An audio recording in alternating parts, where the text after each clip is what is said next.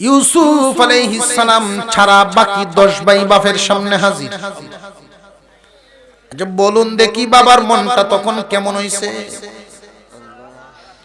ইউসুফের জন্য যিনি সারা দিন অপেক্ষিত, সারা দিন অপেক্ষিত, সারা রাত অপেক্ষিত, 3টা দিন, বাবার সামনে গিয়ে বলে, আব্বা আমরা যা বলবো সত্য বলবো, সত্য বলে মিথ্যা বলবো না। আদালতে কয়নি না, কয় না? এরপরে যা কয় সব আব্দুল কাদের জিলানীর বাণী না, মিছাও তো কয়। দরে কোরআন শরীফটা, যাহা বলিব সত্য বলিব, সত্য বই মিথ্যা বলিব না। এরপরে কয় আপনি কি দেখছেন যে বাড়ি দিছে? কয় আমার সামনে ওই কত যে আসিল ঢাকা। ঠিক না বে ঠিক? ইউসুফ আলাইহিস সালামের ভাইয়েরা বলেন, ক্বালু ইয়া আবানা ইন্না যাহাবনা নাস্তাবিকু ওয়া তারাকনা ইউসুফা ইনদা মাতাইনা ফাআকালাহু যিবু ওয়া মা আনতা বিমুমিনিন লানা ওয়ালাউ কুন্না সাদিকিন।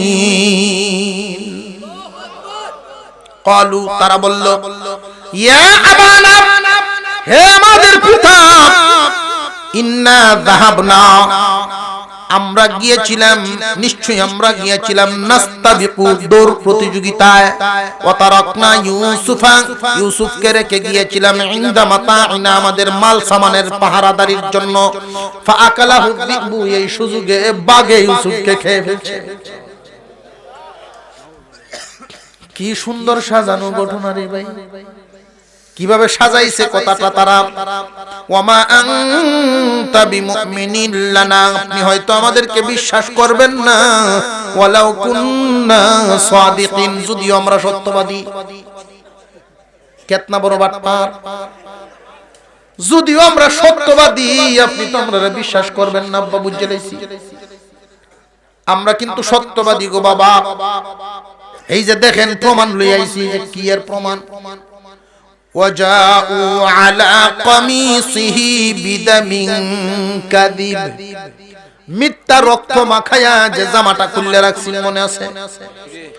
এই জামার মধ্যে মিথ্যা রক্ত মাখাইয়া জামাটা ইন্নে তুলে ধরছে। এই যে প্রমাণ আনছি, এটা আনলাম হয় না আপনার যেই কলিজার টুকরা সন্তান ইউসুফ, এই জামাটা দেইকা অন্তত পক্ষে কলিজা ঠান্ডা হইব, আপনার চোখ ঠান্ডা হবে। এই জন্য কোন রকম স্মৃতি স্বরূপ লই আইছি, নইলে আনলাম হয় না। আব্বা ইউসুফের জামাটা আনছি, ভাইরে তোমা চাইতে পারি নাই গো বাবা।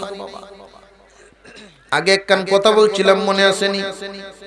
যেই যুগে যিনি নবী হন সবচেয়ে বড় জ্ঞানী হন। আমরা তো মনে করি কোরআন হাদিস যারা পড়ে লম্বা একখান টুপি দেয়, একটা পাঞ্জাবি, হাড়ার গতি অন্যরকম, বেকল ভিতরে নাই কিছু। ভাইও যারার ভিতরে কোরআন হাদিস ঢুকিয়া যায় ওরা আর বুকা থাকে না, সব বুঝে। কোরআন হাদিসের চাইতে বড় কি বুঝাছে রে ভাই? কি বুঝাছে? 6 নয়, আরে 6 নয়, 6 নয় না বুঝে সিটারি বাটপারি। কোন বাটপারের সাথে কয়েকদিন তাহলে তো বাটপারি কেলা যায়। তো কোরআন হাদিস শিখা বড় কঠিন কাজ। এই কঠিন দিয়ে যদি শিখতে পারে তাহলে অন্যগুলো কোনো বিষয় হইল। মুসলমান ভাইয়েরা আমার, এই জামা দেইকা ইয়াকুব আলাইহিস সালাম বলেন, রে বাবারা তোমরা বলতেছো আমার ছেলেরে বাগে খাইছে, কেমন শিক্ষিত বাগে খাইলো? জামা দিছিরা নাই। সুবহানাল্লাহ কইতেন না? প্রথম লাগানো জামাটা কমপ্লিট, একটা চূড়াও নাই। আমার ইউসুফরে বাইর করলো কই দিয়া? কেমন শিক্ষিত বাগে খাইছে? এমনি এক এক ভাই চোখ বড় বড় করে একটার দিকে আর একটা তাকায় দরা দেখাই লইছে। দেখবেন যত ভুল পাপকে ডাকার জন্য যা করা হয় এটার পিছনে আরো প্রমাণ স্বরূপ আরো ভুল থেকে যায়। কোন ভুল ডাকার জন্য যতই বাহানা করা হোক ভুলের পিছনে ভুল থাকে। ইউসুফ আলাইহিস সালাম যে বাঘে শিকার হন নাই, বাঘের শিকার যে তিনি হন নাই রে বাবা, বুঝছি কেমন বাঘে খাইছে রে বাবা। এমনি 10 ভাই দৌড়াদৌড়ি শুরু করে দিছে চতুর্দিকে, দূর রে ভাই সেই সব বনটা করছে রে। আব্বার কাছে তো দৌড়াটা খাই নিছে, এটা কি তা হইলো কারবারটা। এই সাজায় বাজায় কইলাম না একটু সিরিয়ে বিরে নিলে তুই সেই বড়টাই করতে, আমি আগে কইলাম না একটু বুঝে বেঁচে যা। মেজুটা একটু রাগী বেশি, কয় আমি বুঝতাম পারছি না, ফেস লেগে গেছি গিয়া। বুড়িয়া বেটা অতটা বুঝবো, আমি বুঝছি না। বুড়া বেটাই যেভাবে বুঝে লাইবো, আমি টের পাইছি না। এখন কি করা? ল একটা কাম করি। কি কাম? তাফসীরে নূরুল কুরআনের মধ্যে উল্লেখ করা হয়েছে একটা কাম করলাম। কি কাম? ল একটা বাঘ ধরে লই আইয়া। বেড়ান্ডি কি শুধু সাটু, আমরা তো একটা ছাগলের বাচ্চা আনতেও বড় কষ্ট লাগবে, দৌড়ায় ধরতে লাগে। আর ওরা কয় কি দেয়, করলো একটা বাঘকে ধরে লই আই। কেমন বেবা বেড়ান্ডি গোয়ার বাঘ আইয়া মুখের মধ্যে রক্ত ভরায় আব্বারে আইনে কইমো যে এই দেখাইছে। কেমনে বাইর হচ্ছে আপনি জিগাই, কথা বুঝেন নাই?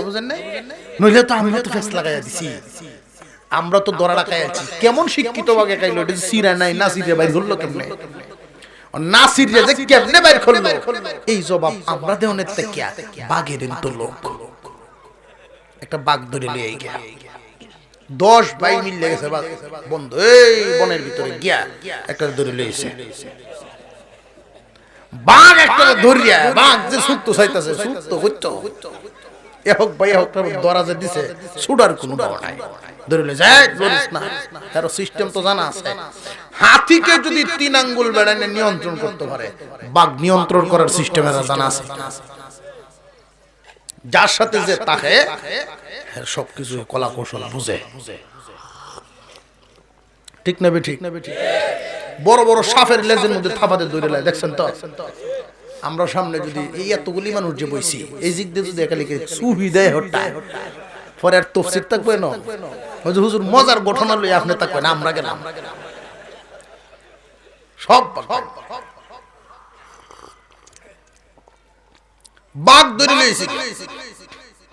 তারা মনে মনে আব্বা বুড়া মানুষ বাঘ দেখে একটু ডরাইব, দূরার থেকে দেখতে হইলে কইব যা আচ্ছা যা হইছে হইছে, যা খাইছে তো খাইছে, তোরা 10টা তো আসস, শেষ করে দিব। বাঘ নে দূর দাঁড় করে, আব্বা আনছি আসামি ধরিয়া, দেখো না এই বাঘ দেখাইছে, দেখ মুখ রক্ত মুক্ত লাগায়। ইয়াকুব আলাইহিস সালাম যে আল্লাহর নবী, এতে কোনো সন্দেহ আছে নাকি? আল্লাহ যার হইয়া যায়, জমিনের সবকিছুই তো তার হইয়া যায়। আল্লাহর ওলিগণকে প্রাণীকুল মাখলুকে চিনে নি না চিনে না? ঢাকা থেকে রওনা হয়েছে একদল গাড়ি,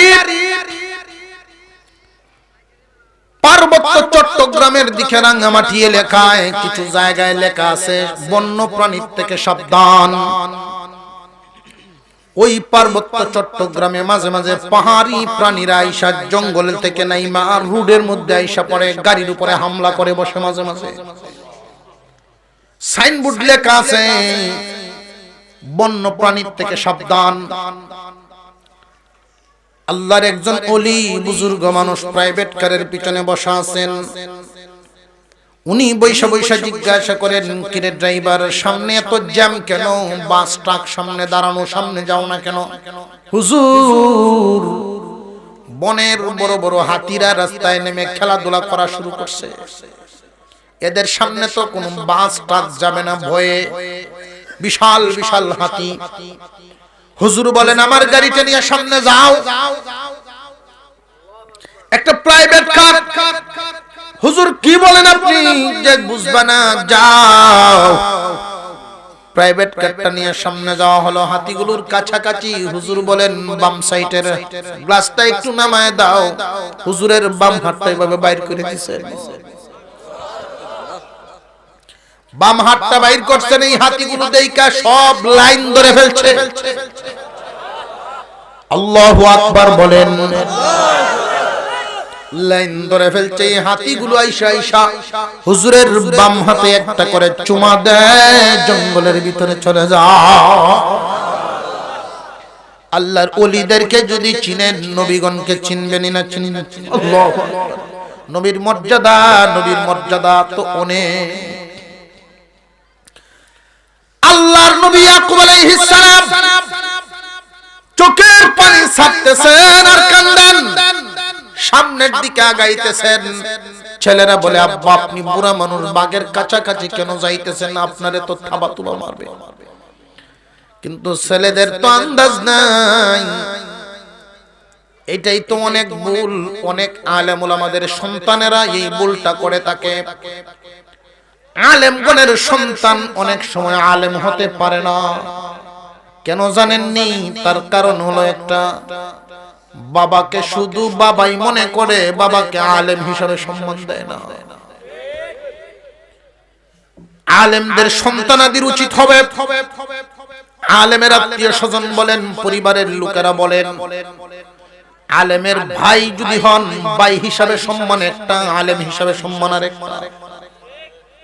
আমি একজন মুরব্বী মানুষকে দেখেছি, সন্তান কোরআনের হাফেজ, বাবা নিচে শুয়ে গেছে, ছেলের উপরে শুইতে দিছে। ছেলে শুইতে চায় না, কিন্তু বাবা বলেন এটা আমার আদেশ।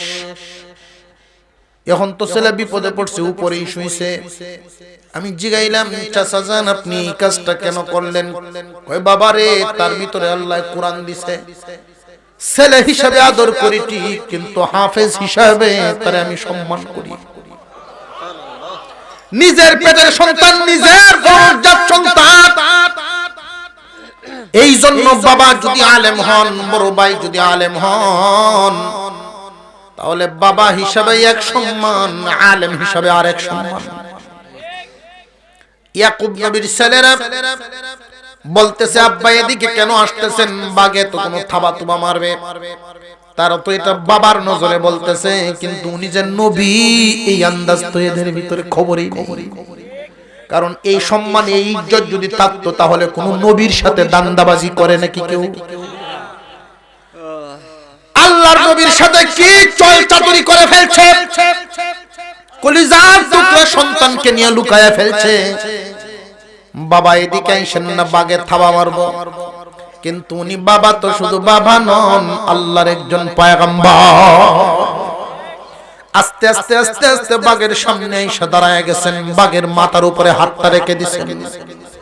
আল্লাহু আকবার বলে। বাগের মাথার উপরে হাতটা রাখছেন। ইয়াকুব আলাইহিস সালাম জিজ্ঞাসা করেন, বাঘ কি এমন ক্ষতি তোর করলাম আমি? আমার কলিজার টুকরা ইউসুফরে কেন খাইলি? এমনি বাগের জিহ্বাটা বের করে দিয়া আল্লাহর দরবারে দরখাস্ত করে, প্রভু জবান খুলে দাও, তোমার পয়গম্বরের সাথে কথা বলবো। আল্লাহ পাক বাগের জবান খুলে দিলেন, মানুষের মতো কথা বলা শুরু করে দিয়েছে। ওগো আল্লাহর পয়গম্বর, আমি আপনার ইউসুফকে খাইব দূরের কথা, জীবনে কোনোদিন ইউসুফরে দেখি নাই। আপনি যেভাবে কাঁদতেছেন কলিজার টুকরা সন্তান হারায়া, ওগো নবী আমিও 2 দিন হয়ে গেল আমার বুকের 2টা সন্তান পাই না। আমিও 2টা সন্তান হারা হইয়া জঙ্গলে জঙ্গলে ঘুরতেছিলাম। মন বড় খারাপ হইয়া বনের এক কিনারে আইসা শুয়েছিলাম। সন্তান হারার যে কত ব্যথা এটা আমিও জানি, আপনিও জানেন গো নবী। ওইখান থেকে আপনার সন্তানেরা, ছেলেরা আমাকে ধরে নিয়ে আসছে।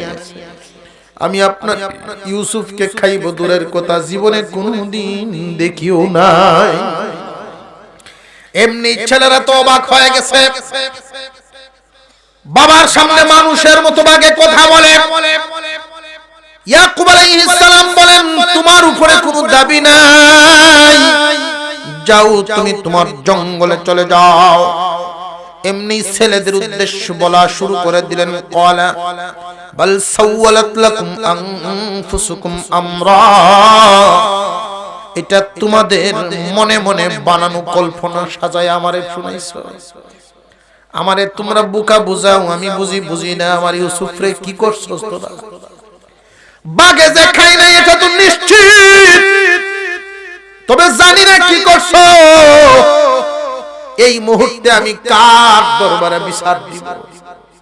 কারণ আমি নিজেই তো শরীয়তের বিচারক, আমার ঘরের বিচার আমি কার কাছে দিব? ফাসবরুন জামিল, সবরে জামিল অবলম্বন করলাম। সবরে জামিলের ব্যাখ্যা অনেক লম্বা। কেউ যদি সবরে জামিল অবলম্বন করেন এর বদলায় আল্লাহ তারে দিবেন জান্নাত। সবরে জামিল বলা হয় কেউ যদি কোনো ক্ষতিগ্রস্ত হন, অনেক সময় দেখা যায় বিষ ফেলায়া দিয়ে পুকুরের সব মাছ মারিয়ে ফেলছে শত্রুরা, ক্ষতি করে ফেলে। অনেক সময় এমন মানুষের ক্ষতি করে, আছে না নাই? ওই সময় যদি কোনো মানুষ নির্দোষ হয়, মিথ্যা মামলার আসামি, বিনা দোষে ক্ষতিগ্রস্ত, এরপরে এই মানুষটার উচিত হবে সবরে জামিল অবলম্বন করো। সবরে জামিল হবে কোন মানুষের কাছে বলবা না, মানুষের আল্লাহর কাছে বলবা। যদি আল্লাহর কাছে বলো তাহলে মানুষের কাছে বলবা না। সবর করবা তো করবা, এমন সবর করবা যে একমাত্র মালিকের কাছেই বলবা, আর কারোর কাছে বলবা না। ইউসুফ আলাইহিস সালামের ব্যাপারটা বুঝতে পেরে ইয়াকুব আলাইহিস সালাম বলেন ফাসবরুন জামিল, আমি সবরে জামিল অবলম্বন করে ফেললাম। কারোর কাছে তোমাদের বিরুদ্ধে কোনো নালিশ নাই, তবে একটা জায়গায় তো আমার নালিশ দিতে হবে। আল্লাহুল মুস্তাআন আলা মা তাসিফুন, তোমরা যেই কাজটা করিয়াছ এই মুহূর্তে একমাত্র আমার আশ্রয়ের জায়গা হলো আল্লাহ।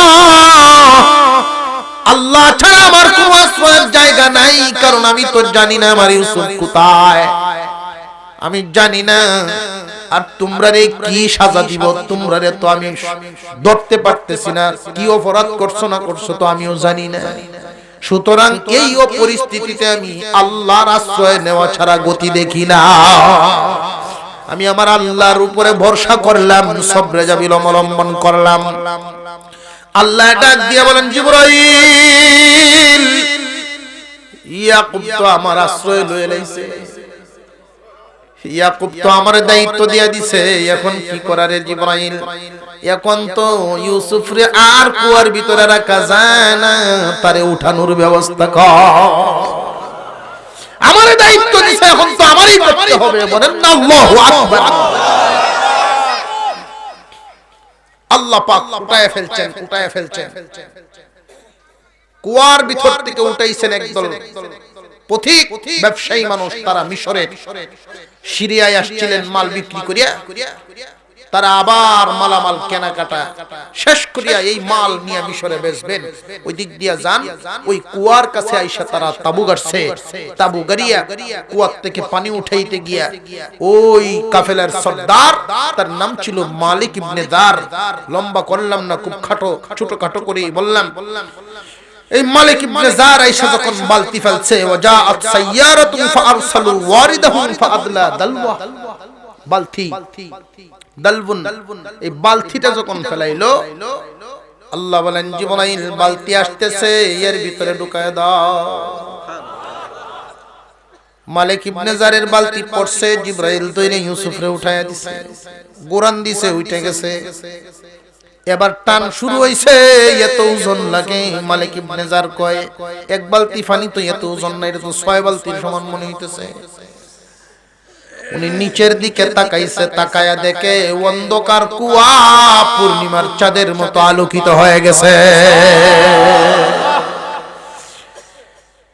এত সুন্দর দেখা মালিক ইবনে জার খুশিতে আত্মহারা। ক্বালা ইয়া বুশরা হাযা গুলাম, সুসংবাদ, এত সুন্দর গোলাম, এত সুন্দর গোলাম।